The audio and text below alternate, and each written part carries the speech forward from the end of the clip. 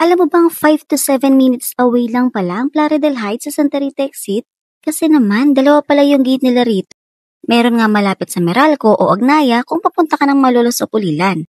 At meron din sa Tabang Giginto kung madalas kang lumuluwas pa Maynila.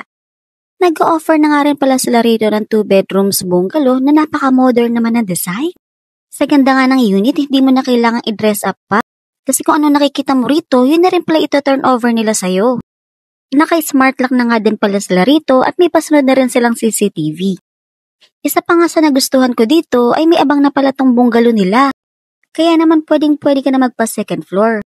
Ang dami ring amenities dito. May tennis and basketball court sila. Playground, swimming pool na located lang sa clubhouse. Ang ganda rin ng service ng security nila. Kaya naman pala wala ganun nagpapalagay ng gate. At kung gusto mo nga magpa-site tour dito, i-message mo lang ako. Tulad nga ng sabi ko kanina, hindi sila basta-basta nagpapapasok dito para na rin sa security ng mga homeowners nila. So paano, hintayin ko na lang yung message mo. See you!